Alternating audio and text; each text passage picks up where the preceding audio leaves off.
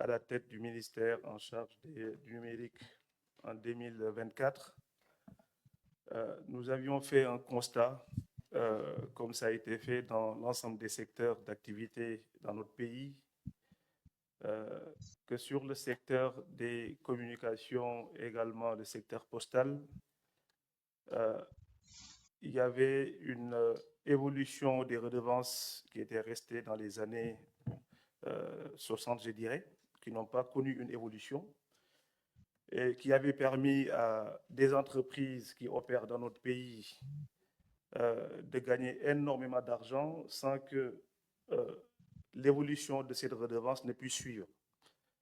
Donc, fort de ce constat, nous avons fait évoluer les redevances dans le secteur postal et dans le secteur de la communication, qui a permis à l'État du Sénégal de recouvrer, en tout cas pour l'année 2026, parce que contrairement à ce qui a été fait dans le comité qui a été cité par le Premier ministre, nous avons démarré dès notre arrivée en 2024 et qui permettra en tout cas à l'État du Sénégal cette année en 2026 de recouvrer, ne serait-ce que sur ces deux secteurs, 17 milliards de francs CFA. Si on évolue dans le cadre du plan de redressement économique et social présenté par le Premier ministre, ça fait 51 milliards sur les 3 ans. 51 milliards sur 3 ans, ça peut paraître peu, en tout cas par rapport aux chiffres annoncés par le Premier ministre dans le cadre des mines et de l'énergie de manière générale. Mais il faut voir de là où on vient, parce qu'on était sur les 17 milliards en 2026, sur les années précédentes, on était à 100 millions de francs CFA. Parce que des entreprises venaient ici gagner jusqu'à 50 milliards par an, sauf que jusqu'en 2022, les redevances ne dépassaient pas 20 millions de francs CFA. Quand nous sommes arrivés par rapport, il y a des arrêtés qui ont été signés, qui ont fait évoluer de 20 à 75 millions. Mais le fort de ce constat, ça n'a pas recouvré. Donc nous avons fait le nécessaire pour que non seulement les montants dus puissent être recouvrés dans un premier temps, mais également de permettre que cette évolution-là puisse être effective.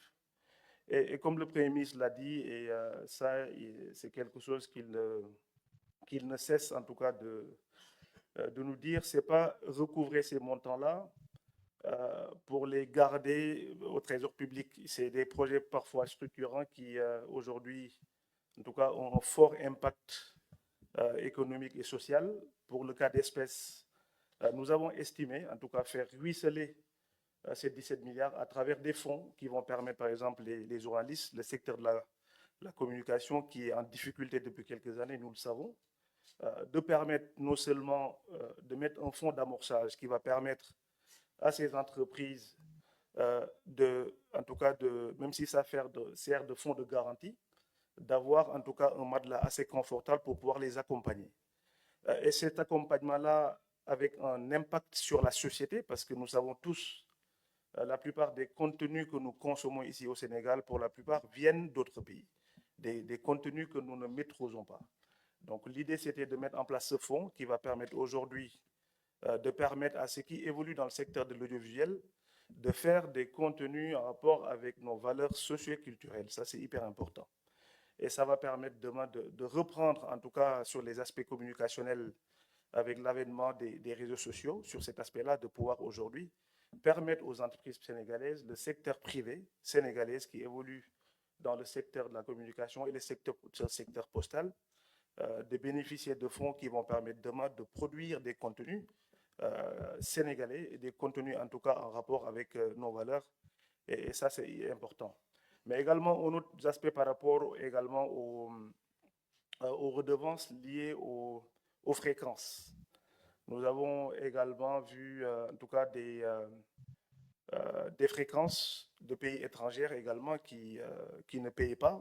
Le Sénégal est un pays très ouvert, ça se tenait à l'utiliser. En tout cas, nous sommes contre personne, mais nous estimons que les entreprises qui viennent, en tout cas, gagner de l'argent au Sénégal, que cet argent-là, une partie, puisse être bénéficié, en tout cas, puisse bénéficier du secteur dans lequel ils évoluent.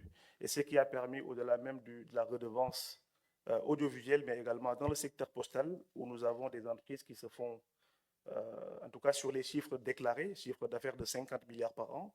Et jusqu'ici, c'était une redevance de 1%. Nous avons fait évoluer jusqu'à 4%, qui va permettre également aux entreprises qui évoluent dans le secteur de pouvoir bénéficier, en tout cas, de cet argent-là. Sur le secteur des télécoms, Monsieur le Premier ministre l'a dit, il y a des négociations parce que, comme vous le savez, les contrats de concession pour des opérateurs globaux plus les technologies, parce que comme vous le savez, nous sommes en perpétuelle évolution et que par rapport aux dispositions réglementaires et légales, ces contrats-là, quand ils arrivent à terme, font l'objet de négociations avec aujourd'hui des montants qui évoluent. Et nous avons estimé, en tout cas sur la période 2025-2028, ne serait-ce que sur cet aspect-là, 60 milliards que nous allons recouvrer d'ici là avec les négociations qui sont en cours. Je ne vais pas m'attarder, en tout cas sur les entreprises concernées, tant que ce n'est pas signé. Mais de manière globale, sur ces deux aspects-là, il y a une projection avec des chiffres vraiment des fourchettes très basses, sur plus de 100 milliards avec l'impact plan sur la connectivité, mais également sur des aspects liés aux redevances sur le secteur de la communication, sur le secteur postal, mais également sur le secteur des télécommunications. Voilà, Monsieur le Premier ministre, ce que je voulais rajouter, en tout cas sur ces aspects-là. Merci beaucoup. Merci, Monsieur le ministre des Télécommunications. Je vais donner la parole à M.